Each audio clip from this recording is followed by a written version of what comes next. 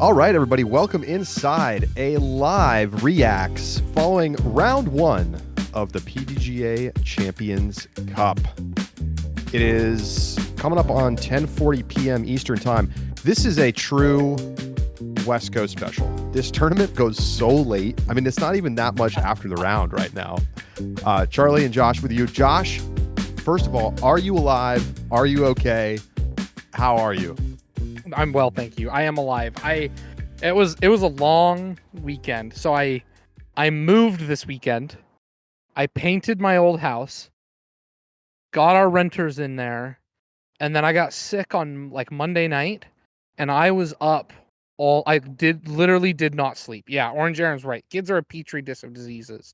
So Ollie hadn't been feeling well, and I got it way worse than he did.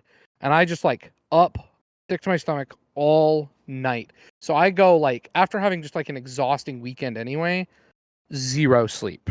And that just flattened me. I feel much better now. I am still exhausted, but I don't feel sick. So well, that's great. And hopefully you got to at least chill out and watch some disc golf today. I did. Well, kind of. I was traveling today. Because that's what you Josh is on the right? move. We may have limited Josh the rest of this week, but he'll be back at least on Sunday on vacation. I'm glad you're well to be on vacation. Oh man, it would have sucked if we booked this vacation 8 months ago. So you don't want that. Yeah. We're here to talk about Jalen Brunson, and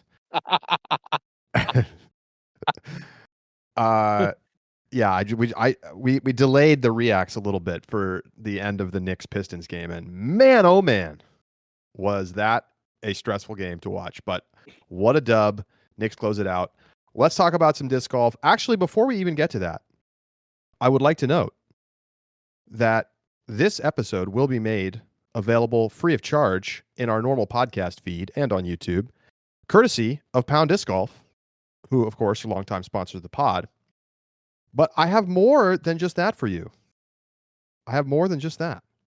Not only are they making this podcast free today, the rest of the Rapid Reacts this week will, as usual, be available for Ultiworld Disc Golf subscribers only. But Pound is giving away a brand new Royale with cheese.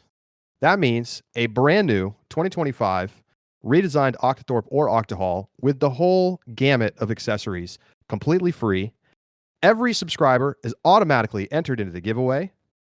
And non-subscribers, if you're just a regular podcast listener, you can email upshot@ultiworld.com with the subject line Pound Giveaway and just tell us what element of the newly redesigned Octothorpe and the rest of the cheese, we'll call them accessories, you like the most. Whatever it is, element of the bag, specific accessory, all you got to do, send an email, upshot@ultiworld.com, subject Pound Giveaway, and tell us what you like about the bag. So if you're a subscriber, you don't have to do anything. You're just going to automatically be entered into the giveaway. So we're talking about, this is a well over $600 value. So we're super excited, and thank you so much to Pound for making it possible. Absolutely. Pound's been the best sponsor. It's been great to have them. And, I traveled with my Pound bag this weekend. I have my fly pack that I've now gone. I think I'm going on 5 years, 6 years with my fly pack. And Josh, I love that. And as you may know, the new Royale with cheese, when you get the full combo pack with the discount that you can buy right now for pre-order on pounddiscgolf.com, you get a bag to basically create a travel bag for your Octo. Yeah. So you can just take it with you and boom, you're on the move. Yes, that travel bag is so nice. I have one of those as well. And I use it all the time. I especially use it. It's great for laundry. So you put it in your bag. You got your dirty disc golf clothes after you're traveling. You shove that in your suitcase in there. It's also amazing for transporting pillows. If you've got I've got a really nice pillow, and I hate hotel pillows, so I travel with my pillow from home, and I carry it in my Pound bag, in my Pound travel bag. I love that. That's awesome. All right, let's talk some disc golf. Let's get into it. Round one. Let's hit the headlines. Your leaders right now: Paul McBeth shoots an amazing 14 under par. He's got a 3-shot lead over another California guy, Andrew Miranda. Andy had a great day. Shoots 11 under. He's 3 shots back. Jesse Nieminen rounding out the top 3. He is at 10 down. Those were the 3 double-digit under par scores of the day. Over in FPO, Silva Saarinen has a 1-shot lead on Hannah Wynn, who had a career day, her best ever round rating today, and looking fantastic. But Silva picking up right where she left off. She's got a 5-shot lead on Kristen. And the other big story is Paige Pierce sitting there tied with Kristen at 5 down in 3rd place. Paige just seems to show up and play well here at OTB. So a couple of very cool lead cards. Adam Hammis will be the last guy on the lead card for MPO. He shot a 9 down. Josh, what'd you make of day 1 out in sunny Stockton? I watched hole 1 to start, right? Hole 1 MPO. Paul goes OB. Or is right next to the OB. Was he OB? I saw him. He was taking it in. Yeah, I think he went OB. I think he missed. He did go OB. He kicked off a tree and went OB. That's right. I couldn't remember if it was because I remember. Yeah, I just remember him coming in from the OB.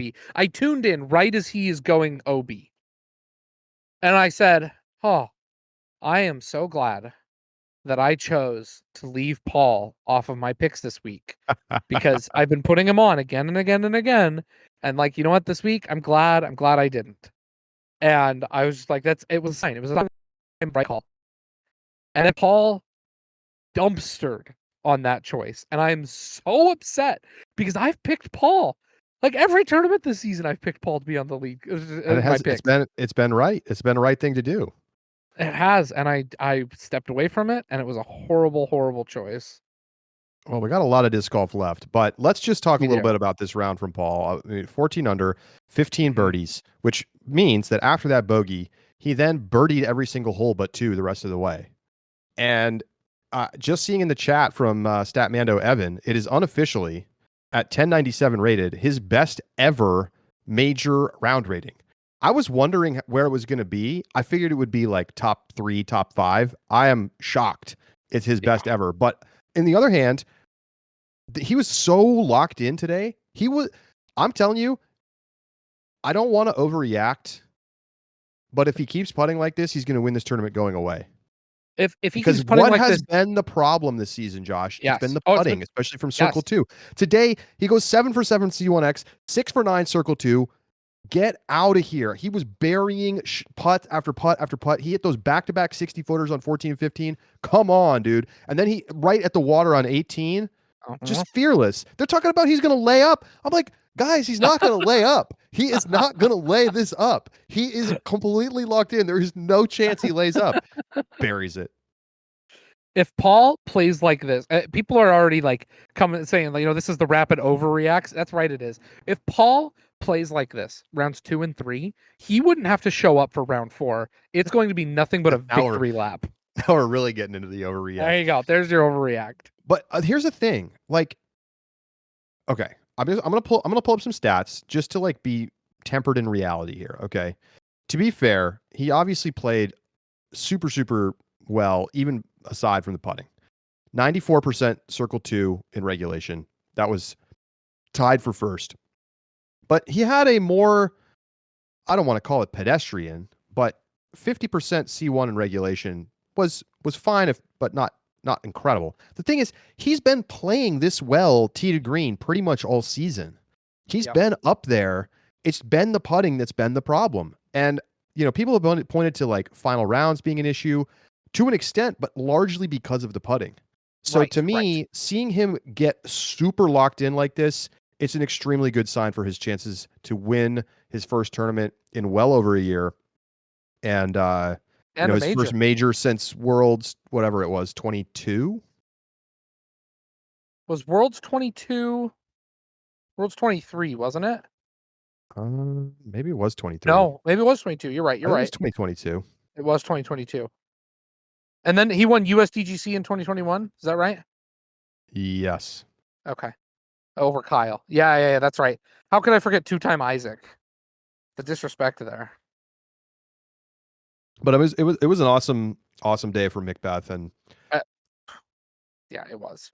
I mean, you know, the booth was going crazy for it too. Like I feel like we just haven't seen a round this good from Paul in a while. I'll go find the last time he shot this good by rating. It's definitely been a while.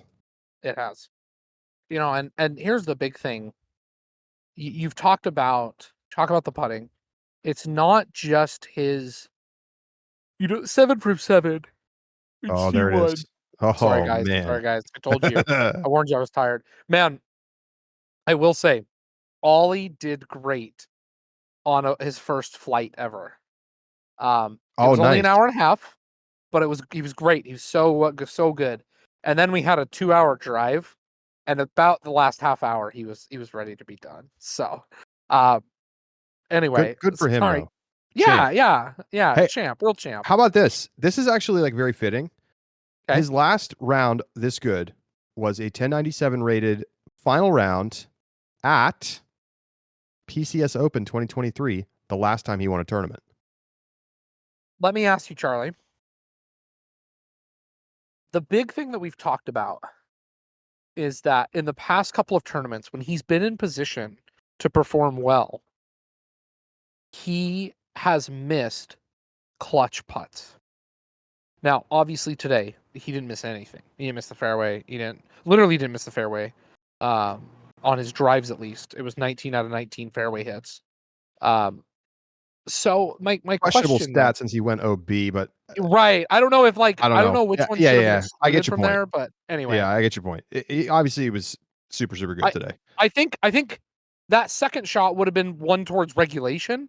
I guess which is that one circle 2 in regulation. The fifth for 19 out of 19 comes from the par 5 because the second fairway hit is on the par 5. That makes sense. That's my speculation here. But anyway, question I wanted to ask Charlie.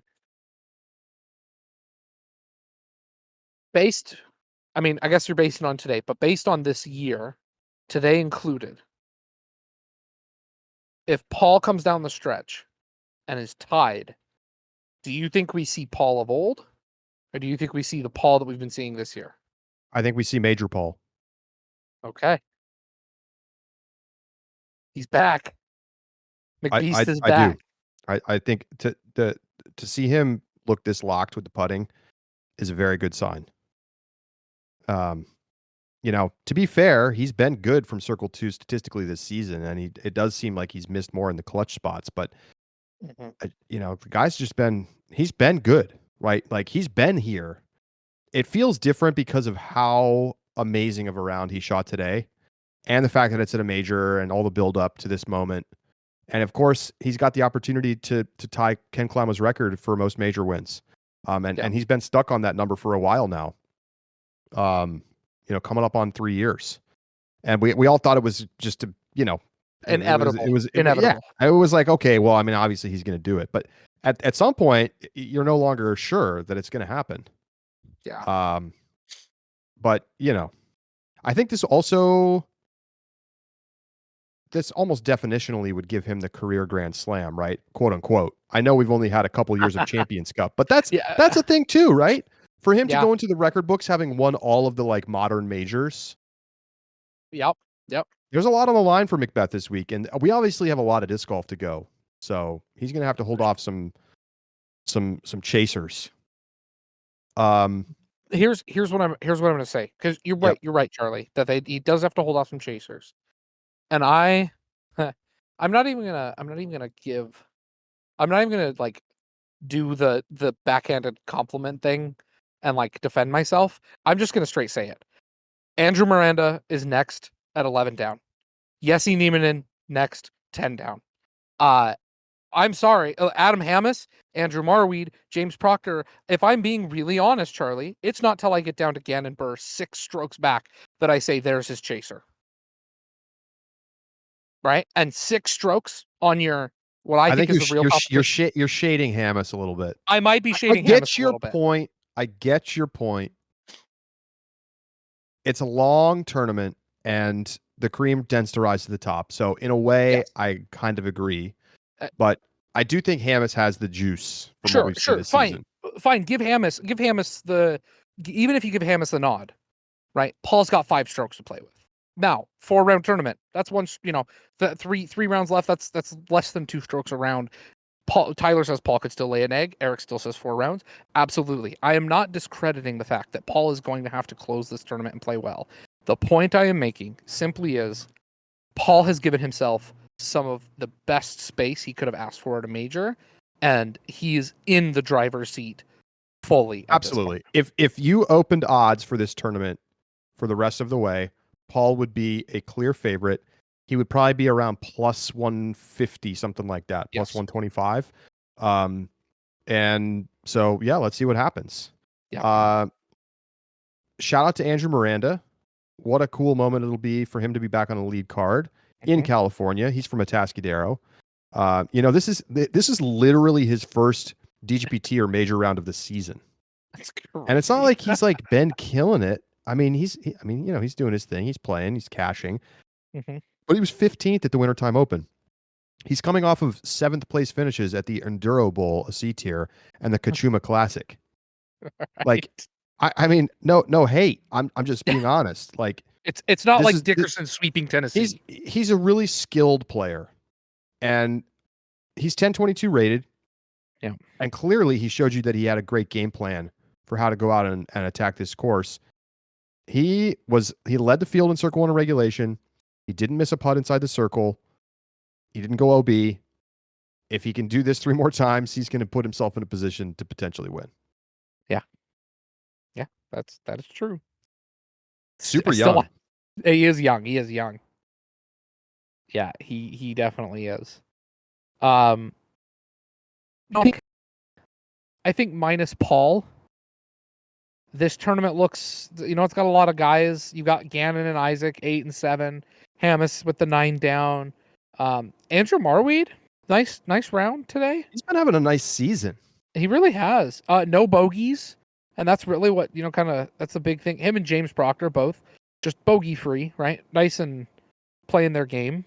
Fun to watch for sure, and like it's a good start. It's kind of, we see this from the majors where you'll have a handful of players who's like, you're like, okay, there's the nod. Let's see, how you keep it up. You got your top, your best players who are kind of sprinkled throughout the top. Now comes the part where those start kind of consolidating near the top. All right, I want to take a look at the chat. Amp Style says, hot take, Gannon is the player to beat. Paul's going to have a bad round or 2 and Gannon won't. What do you think? I mean, like, I don't want to like nitpick definitions, because at this point, I like, if you put odds on it and I got to put money on it, I'm not picking Gannon as the favorite, but there's a reason I said that Gannon's the chaser, right? Like, I really do think that he's the person that the only person Paul should be watching tomorrow if he's checking scores should be Gannon. That is it. Gannon will set the pace for the rest of the pack.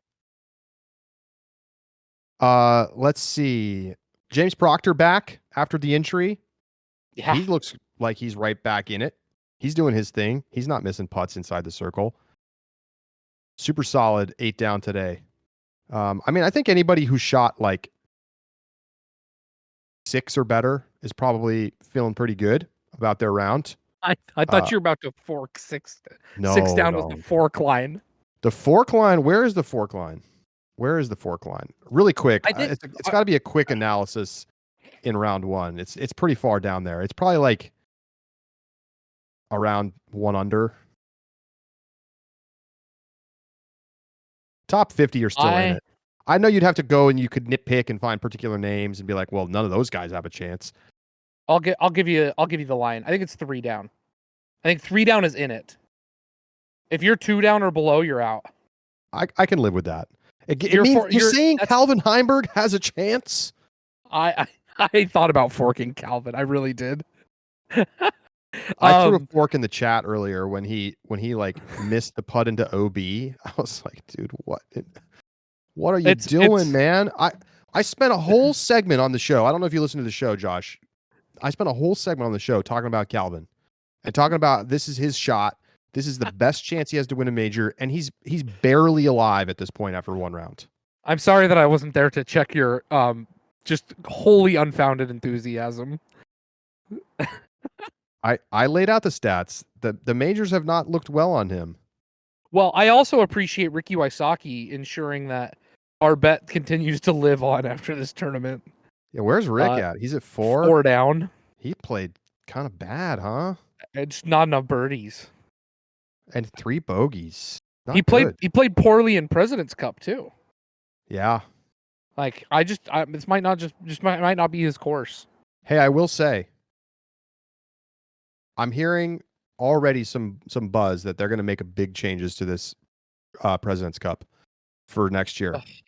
I don't think there's any specifics that have been decided on, but I think that they already know half and half that they FPO. need to at least increase the number of FPO players. I mean, it's just going to make it more fun. Yes. The FPO Europe dominated the US. They did. We do not need to go 6 deep in MPO on the European side. It's just too far. Speaking of, should we talk about some European FPO players? Let's do it. How about Silva? Is Silva just going to straight up win this tournament? Like, is this finally the big one that she's going to win? I want to say yes so bad, but I just don't believe it. I just don't believe it. She was very good today. She's great. It's getting to the point. Like, Silva's like, oh man, what's the better? When Silva's locked in, it almost reminds me of like Missy Gannon with Owens putting. Nothing heroic, chops up the fairway. Really, very clearly strong on the backhand, but just putts lights out. Lights out. It is such a, because I mean she led the tournament in Circle 2 in regulation. 15 of 18, right? Like that just screams. Guess who second place was? Sorry, Hannah was tied for second.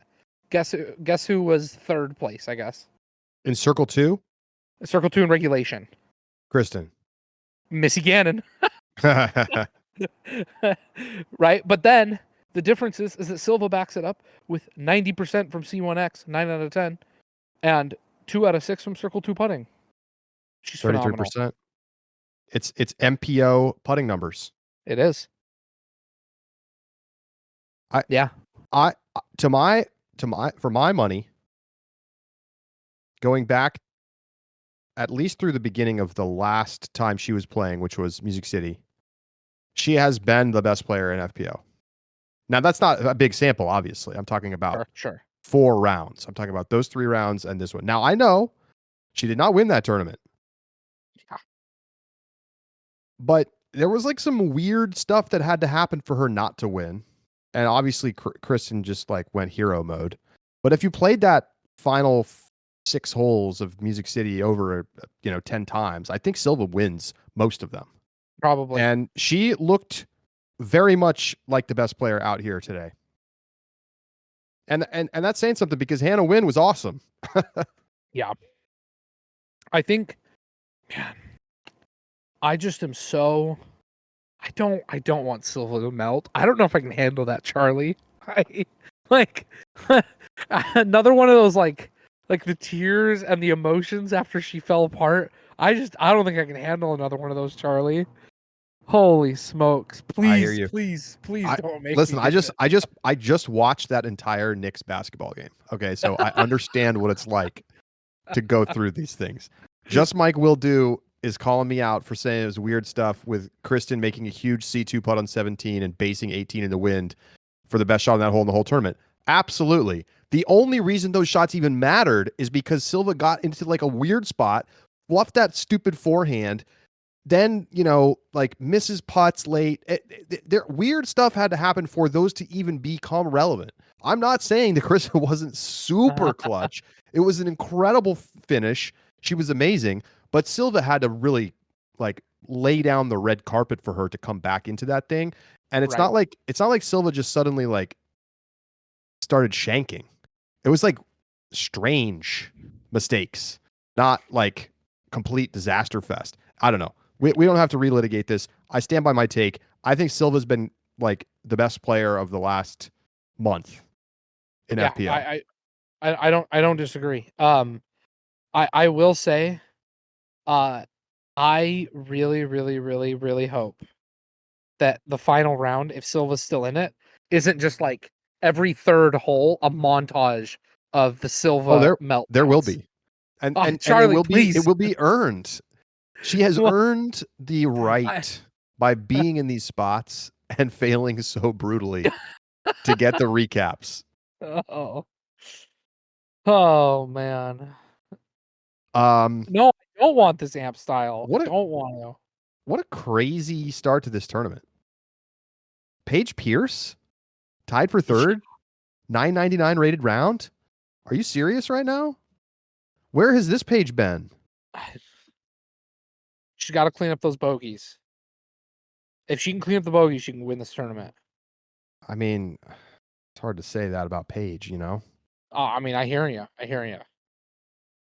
The problem is that the FPO field is too good. Like, there are not enough holes and not enough birdies for Paige to make up the difference if she's going to continue to bogey at that rate.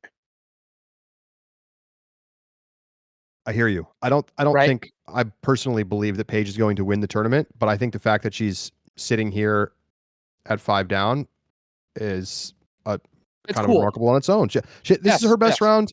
This is her best round of 2025. Yes. Chainsaw Burge, 4 down.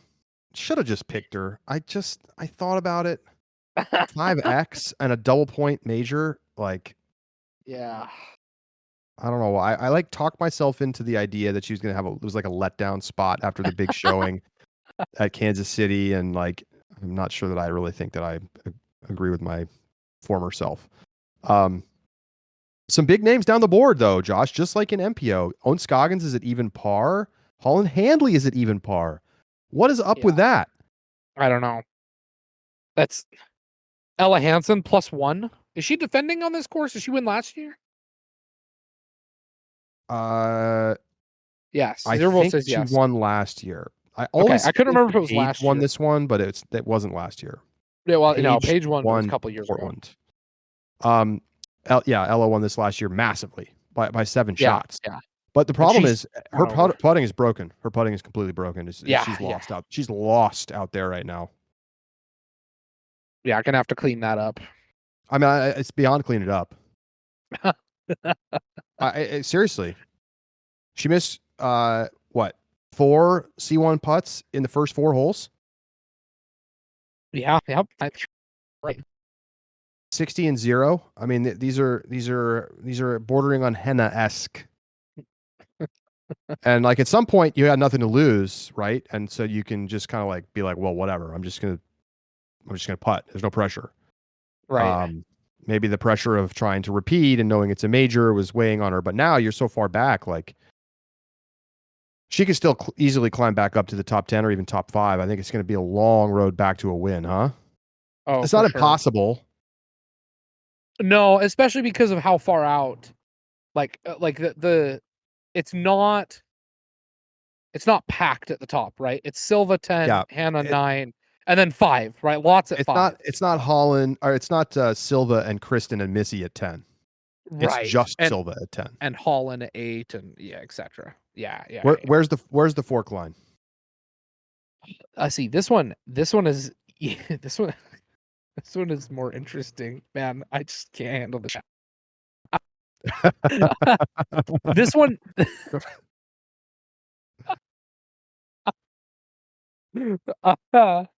oh my gosh, it's just not the same. If you're listening to this rapid reacts the next day as just on the regular feed because you're not a subscriber yet, if you're not in the chat, you're missing half the fun. It really is. Non-subs don't get it. You're right, Reed. They don't.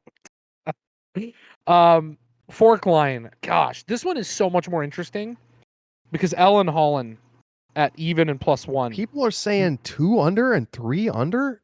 Crazy. No. If you don't Insane. have Holland on your inside the fork line list, you're crazy. You're insane. 3 rounds left. That's like forking Isaac Robinson at Worlds crazy. If Silva has a mediocre day tomorrow, and mediocre is like 3 under, 2 under. Like, again, let's just point this out, right? 4 down was 991 rated. What's Silva's rating? She's 979 rated.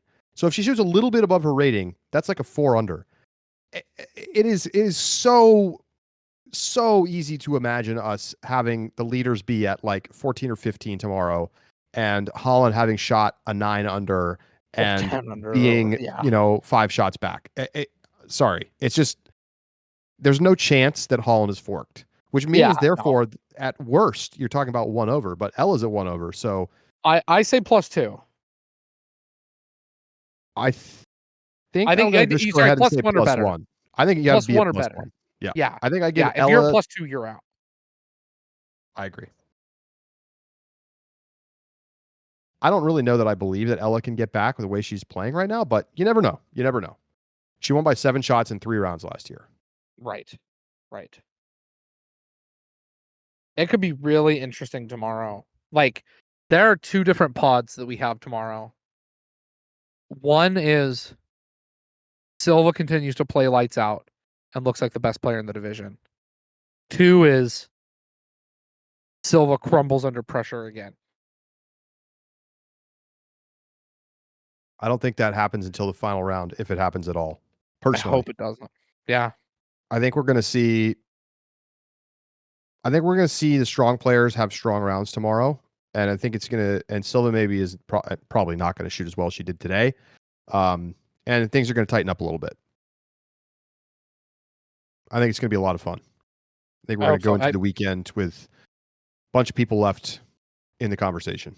I will say, this is the one of the few cases, I would be okay with Silva just shooting another 10 down and second place being at 10 down total. So you want to see Silva just absolutely mop this thing? Mop it. Because I think if she's able to run away with a tournament like this and just completely obliterate the field, where to the point that like no amount of pressure, like she literally could just like chip shot putters all final day, that is going to give her, like, there it is. You see you see the putt go in the basket for the win. You hold the trophy, and I think watch out because you have a whole nother Silva unlocked that you've never seen before. It's very plausible. It's a repeatable style. It is. It feels, obviously the mental game is not there, but like she's got Kristen vibes plus a stronger putt. She's a lot of fun to watch. But obviously she's kind of a one spin player right now, so that limits her upside. But didn't cost her strokes today. 1036 rated round. Pretty impressive stuff from Silva. Let's do dogs of the day. Okay. My dog of the day in FPO is Hannah Wynn. Come on, I just want to give some more love. 9 down, 1028, highest rated round of her career. 1 bogey on hole 2, and then is just so solid the rest of the way. Birdies 10 holes between 5 and 18.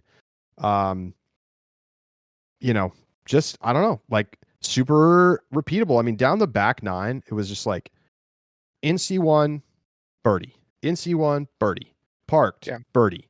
Like nothing flashy, just getting it done and not really getting bit by the course at all. She's been playing some really, really good disc golf the last month. She has. Give me Paige. Paige's got to be my other one. Finally, gets another great round in and is on a leaderboard at a major. Like it's fun. It's fun to see Paige and Paul back on the leaderboards at majors. It really is.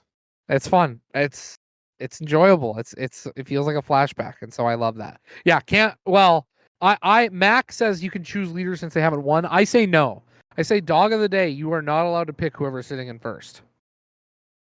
Oh, we can't even do that on other days? I think that's fair. I don't think so. Paul have to have have their accolades. You have to have a true exception. Like it has to be really like so good that there's no other choice. Moonrock. Did you see that you see the trophies? At least one of the trophies. I don't want to. No. No. Hang on. No. They're like stuffed animals. They're like little stuffed foxes.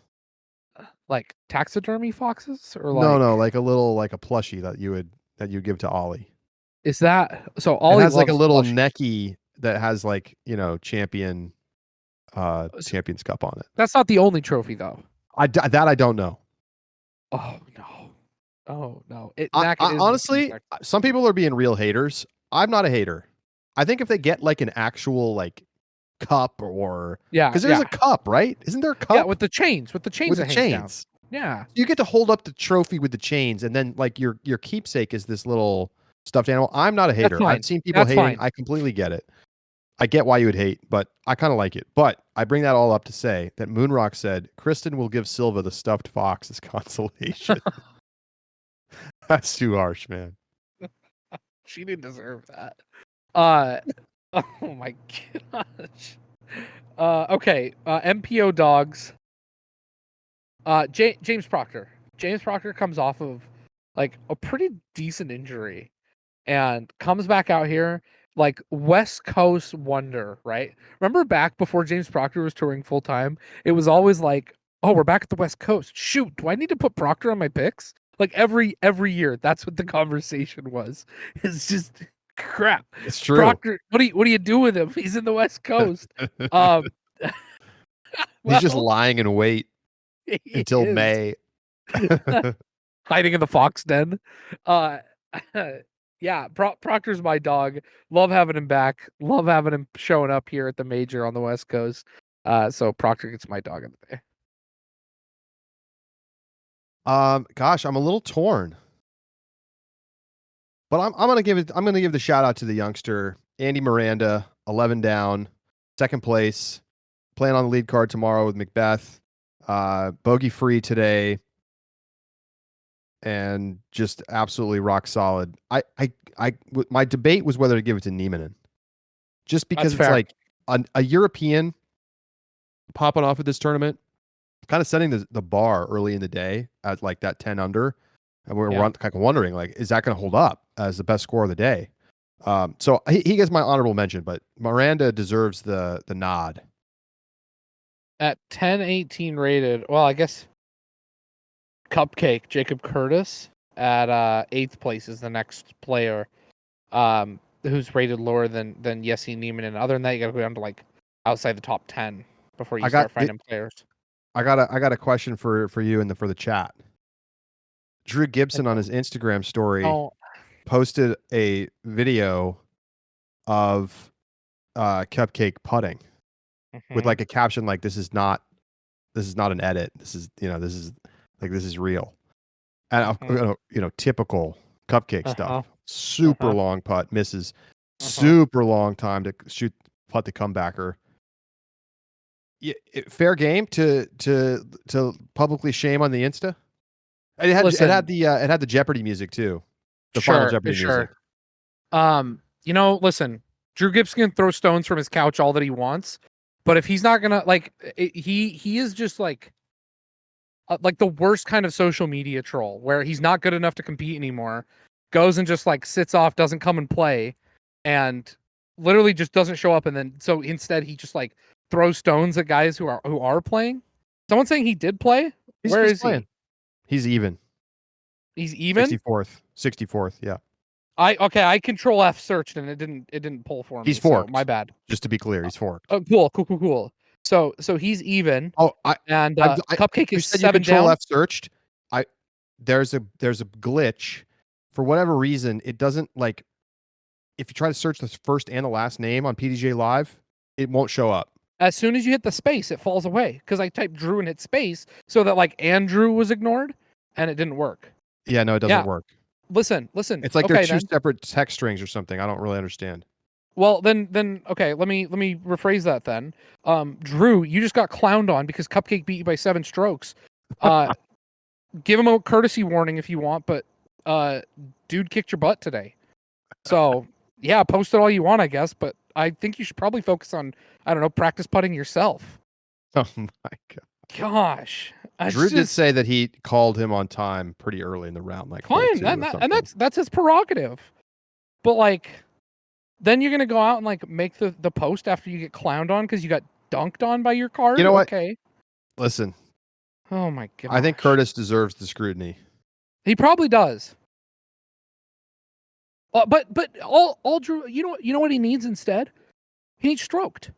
Drew says, "Hey, I already courtesy warned you. I actually this was a minute. Stroke." I agree. That's the punishment. You don't need to go on and clown on him on Insta. Just stroke him. I also think Curtis like almost single-handedly causes backups on the course. It happened earlier this season a couple times. Yes, he does. I think that like we need to stop playing nice. Yes, stroke him all the time. I think that marshals need to be on his card. I mean, they know it's a problem. Yes. Anyway. All right. What else do we want to talk about? Throw some questions in the chat, and we'll hit some additional topics before we wrap up here. Did I do my? Yeah, we did our dogs of the day. Gannon looked pretty solid today. He got a couple stupid mistakes. He got super greedy. Was it on 18 when he tried to go the forehand? Like,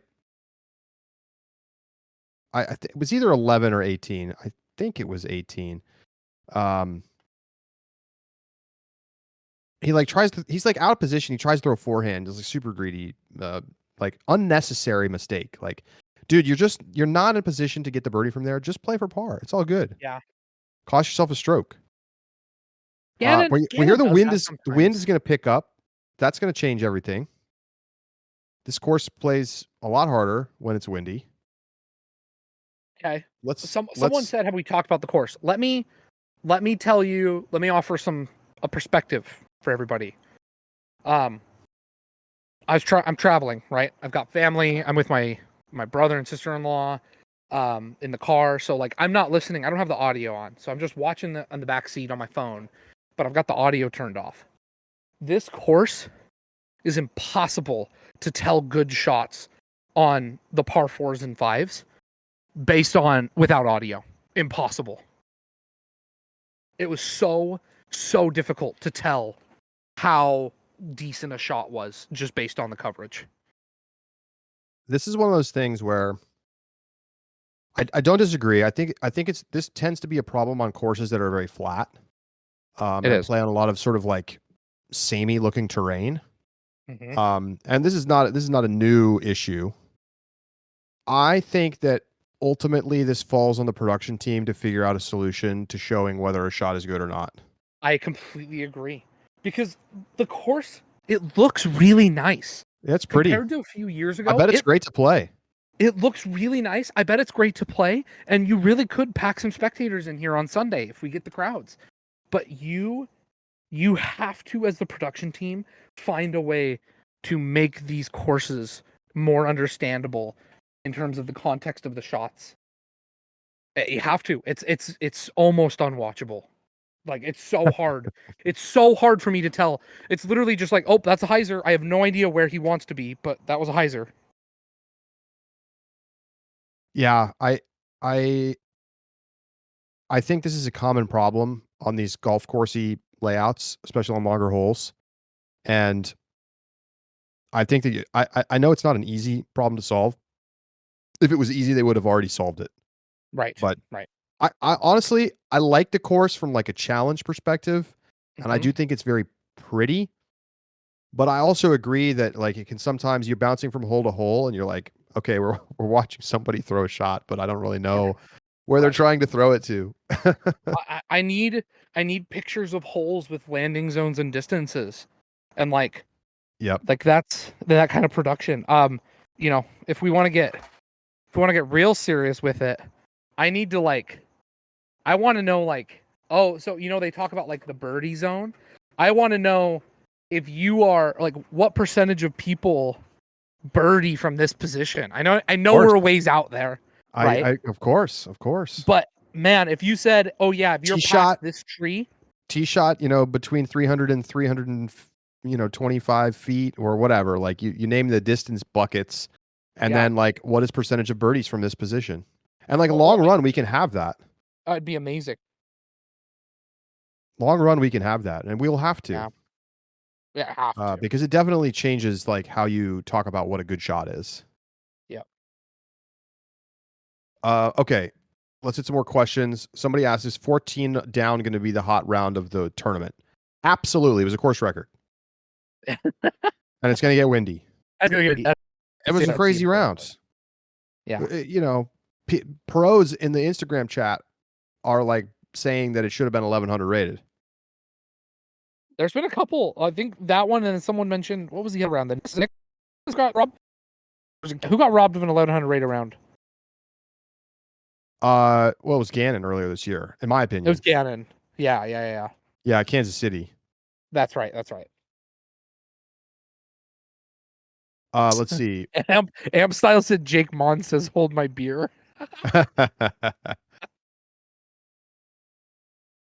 Where's Terry? Triple question mark. I don't know.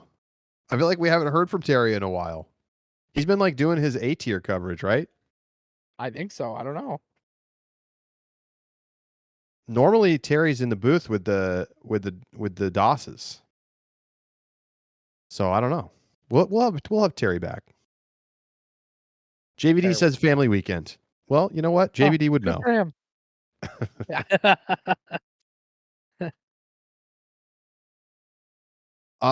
Anyway, I'm an entertaining overall round number 1.